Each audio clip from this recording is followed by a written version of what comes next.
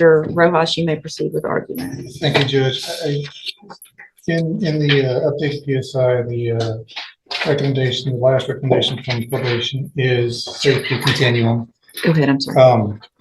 And certainly, Ms. Harris is willing to do that. However, she would ask the court to consider something else given her circumstances. She's, as stated in the PSI, she's heard things about the JCDI program. She would like to have a chance in the JCDI program. Certainly, she feels that the reason that she relapsed was because she had some things going on in her life. She had a couple of cousins back last year that got shot, and her dealing with that herself and seeing the way it affected her mother caused her to relapse. But the reason she's asking for JCDI rather than safety, Judge, she's got a young child, a young daughter who has some medical issues. Her mom has been taking care, Ms. Harris's mother has been taking care of the child while she's been in custody, and the mother is here, the grandmother is here this morning, and I've spoken with her, Judge. When Chastity is out and she's taking care of the child, the grandmother says that she takes care of the child and she's a tremendous help to the grandmother taking care of the child, and the child is going to need some surgery coming up. And the grandmother is being overwhelmed right now with that surgery and the medical issues. And for the child and the grandmother, more than for Chastity, Judge, we're asking for you to consider giving her, continuing her probation and considering JCDI rather than safety, just so that she can get out and take care of her child. I think Chastity wants to address that with you as well, Judge. So here's the thing though, Ms. Harris, and it's a bit frustrating to me. I feel for your family that is helping take care of your child, but it's not on me if you're not there to do that. And so using that doesn't really go very well with me, because it's you that put yourself where you are. You've already been, you're a convicted felon. You've been given chances at probation that got revoked. You got time in prison. Then you are placed on probation and given this great opportunity for possessing a firearm while you're on probation. You get another case while you're on probation for the first unlawful possession. I give you another chance on probation with a possession of a controlled substance. I get the argument that you need help. I send you to SafeP. You do SafeP. You get out for ongoing support. You go through the drop program. Did well for a little bit, relapsed, and when you relapse, they're trying to get you more help, but there's just not. You've been on the high medium risk supervised caseload. You've been to SafeP. You have successfully completed the moral recognition therapy. You've been through the transitional treatment caseload, and you've been to the spinal tap outpatient center. There's nothing else. You are making choices now that addiction, at some point, you have to take advantage of the substantial tools that you've been given. Ms. Malfino? I agree with you.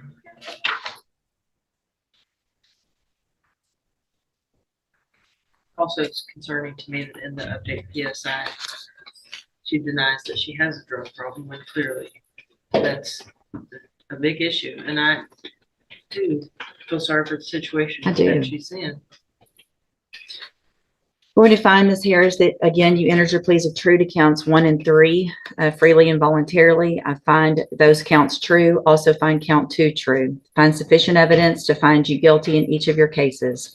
And cause number 17-28222 finds you guilty of the 3rd-degree felony offense of possession of a firearm by a felon. Sentence you to a term of 6 years in the institutional division of the Texas Department of Corrections. You will receive credit on that sentence for any time that you've been in custody that the law gives you the right to receive. And cause number 20-35466. What level offense is that one?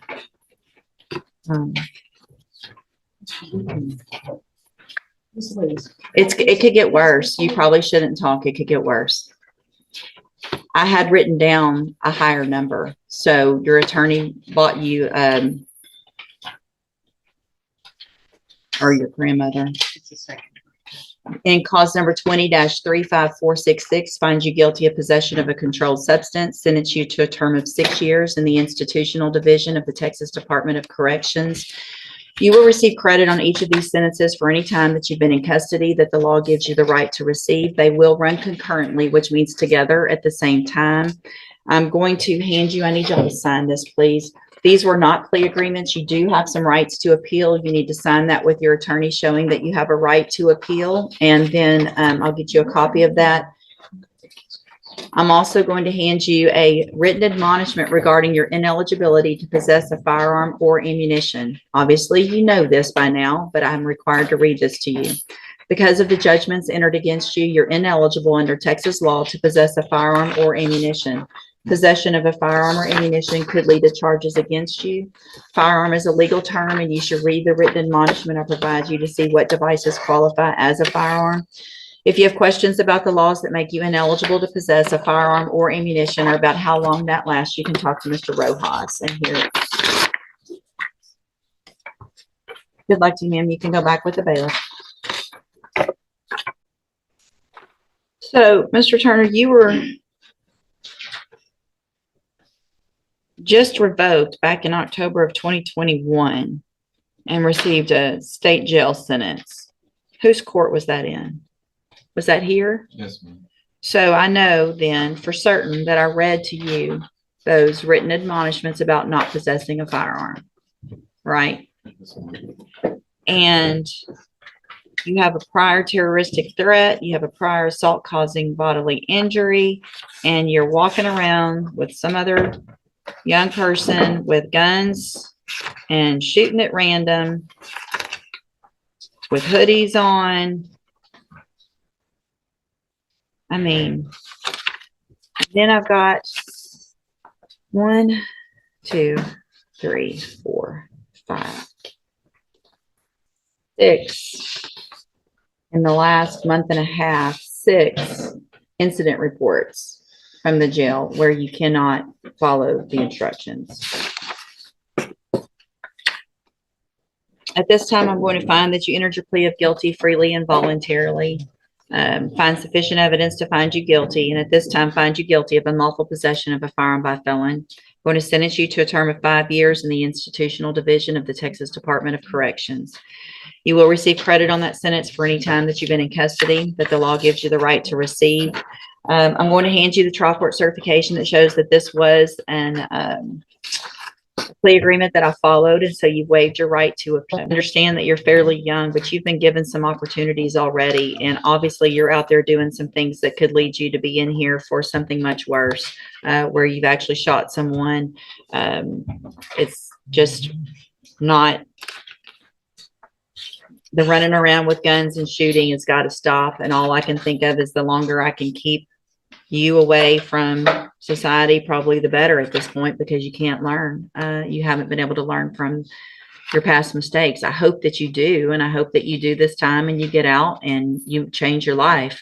But you're going to have to make those changes. There's help for you out there wherever you need it. There's help in TDC if you need it. But I don't feel like I have a choice today. I'm also handing you, just like I did before a couple of years ago, the written admonishment regarding your ineligibility to possess a firearm or ammunition. I'm required to read this to you again. You should pay attention. Because of the judgment entered against you, you are ineligible under Texas law to possess a firearm or ammunition. Possession of a firearm or ammunition could lead to charges against you. Firearm is a legal term. You should read the written admonishment I provide you to see what devices qualify as a firearm. If you have questions about the laws that make you ineligible to possess a firearm or ammunition or about how long that lasts, you can talk to Ms. Holmes. Do you understand? Yes, ma'am. All right, you can go back with the bailiff. I feel like I've seen this. We have maybe one of the co-defendants that I did something nothing on. I'm This aware is of, Your very Honor. familiar to me. Unfortunately, it's a pretty common fact pattern. It's 4 people riding around the car at 12:30 in the morning. There's 3 guns in the car. Yeah. Okay. And I'll just so the court's aware, the driver, Mr. Joseph Matthews, Mhm. who was charged with felon possession of a firearm for the firearm that's in the glove box of the car. Mhm. He was on parole after taking a plea deal for the offense of tampering with evidence for his involvement in a homicide. Mr. Dorsey, who fought with the police once they discovered a firearm in his waistband, is also a multiple-time felon. And then Mr. Sam has been convicted out of Harris County as a felon, as well as being on probation out of this court, Your Honor. So there was 3 guns in the car with these 4 people driving around.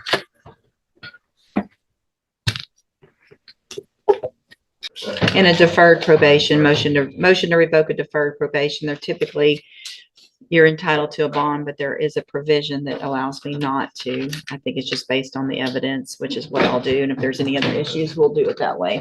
Judge Lewis, can I say so? Probably shouldn't. Mr. Sam, I'm going to deny your attorney's motion to set a bond in cause number 22-41263. Based on the nature of the underlying offense that you're on probation for, which is a robbery, where you were allowed to plead to the lesser included in that case for a probation, and the fact that you have numerous violations, and one of those being a felon in possession of a firearm, because you also have, it looks like there's a felony conviction that you have out of Harris County. So the fact that you had that conviction and got the probation already was, anyway. That was essentially, I'll just let the court know that he was being held. We had a hold for that case. All kind of at while the we same handled the time. robbery here, Your Honor. I think he was transported back to Harris County after he pled on this case. And got convicted in that case. I believe so, Your Honor. I believe it is a final conviction. Okay. And so based on the nature of the underlying facts that are alleged in that new offense, the fact that it is alleged that you were in a vehicle with several other people with at least 3 guns, other ones that are on parole and convicted felons as well. Obviously, all of that's a violation of your probation, I think, in the interest of the safety of our community. And based on all of the factors set forth in 17.15, I am going to deny that bail be set in this case. If you will get that other case fast tracked if possible, so that it can get go through the grand jury process. If something happens and that case is not indicted, then I will reconsider at that point. Mr. Rojas, I would allow you to file another motion and I would reconsider that. And then once that case goes through that process, if it is indicted, then I want to move as quickly as we can. If there's going to be a plea of not guilty in that case, and then it would probably be my desire to go forward on that motion first if we need to. All right, we'll take care of that the next court date. You can go back with the bailiff. The courtroom reconvened with a sequence of probation, revocation, and sentencing matters involving multiple defendants. The presiding judge heard argument from the state and defense regarding appropriate sanctions, treatment options, and community safety. Central to the proceedings were 3 recurring themes: repeated probation failures, disputes about suitability for treatment programs, and a judicial concern for public safety. Ms. Harris, request for JCDI instead of SAFP. The first matter involved Ms. Harris, whose updated pre-sentence investigation recommended placement in the safety continuum, SAFE-P. Defense counsel urged the court to consider JCDI, a jail-based diversion intervention program, instead, arguing that Ms. Harris relapsed after traumatic events, the recent shootings of relatives, and that she urgently needs to return home to help her young daughter, who has upcoming medical needs. Family members, including the grandmother, were present and testified to the child's dependence on Ms. Harris. The court reviewed Ms. Harris's history with probation and treatment. The judge acknowledged the family circumstances but emphasized the long record: prior revocations, prior prison time, multiple opportunities for treatment, including SAFE-P, moral recognition therapy, transitional caseloads, and outpatient services. The judge noted that Ms. Harris had denied having a drug problem in the updated PSI, despite evidence to the contrary, and that she had repeatedly relapsed. Concluding that she had exhausted available community-based remediation and had made choices that led to repeated violations, the court revoked probation. The judge found Ms. Harris guilty of felony possession, 3rd degree, and sentenced her to 6 years in the Texas Department of Corrections. A concurrent 6-year sentence was imposed on the controlled substance offense. The sentences will run together. Ms. Harris was given credit for time served and formally admonished about her ineligibility to possess firearms. Mr. Turner, probation. Revocation and weapons-related incidents. Next, the judge turned to Mr. Turner, whose record included a recent revocation and a state jail sentence. The court reviewed prior admonishments forbidding firearm possession and a pattern of violent and dangerous behavior, including terroristic threats, assault causing bodily injury, and multiple jail incident reports. Notably, 6 incident reports in the prior 6 weeks reflected the defendant's inability to follow jail rules. The judge expressed alarm at Mr. Turner associating with others carrying firearms and allegedly shooting randomly while concealed. Finding that the evidence supported probation revocation, the court entered a guilty finding for unlawful possession of a firearm by a felon and sentenced Mr. Turner to 5 years in the institutional division. The judge urged the defendant to use rehabilitative programming while incarcerated, but made clear the court's obligation to protect the community from repeated dangerous conduct. Again, the written firearm possession admonishment was read and provided, probation bond denial and co-defendant matters. The hearing also addressed a motion to set bond for Mr. Sam, a co-defendant, whose probation stemmed from a robbery conviction. The court denied bond in light of the alleged new offense: 4 individuals driving late at night with 3 firearms in the car, including parolees and felons. The judge explained that given the nature of the alleged conduct, prior convictions, and probation violations, bond was inappropriate pending resolution of the related indictment. The court instructed prosecutors to fast-track the companion case so bond could be reconsidered if the new matter was not indicted. Judicial tone and overarching rationale. Throughout the proceedings, the judge maintained a stern, measured tone, sympathetic at times to family hardship, but consistently focused on accountability. The court repeatedly referenced the defendant's prior chances for rehabilitation, the array of prior treatment interventions, and the statutory necessity to weigh community safety. Where defendants repeatedly violated probation associated with firearms or demonstrated inability to follow institutional rules, the judge determined custodial sentences were necessary. Closing. Practical consequences. The session concluded with multiple defendants remanded to custody, each receiving detailed admonishments about firearm ineligibility and notification of credits for time served. The rulings underscored the message that while the court and probation services offer treatment and diversion, sustained change requires defendants' active compliance. Absent that, the court will impose custodial sentences to protect the community and enforce the law.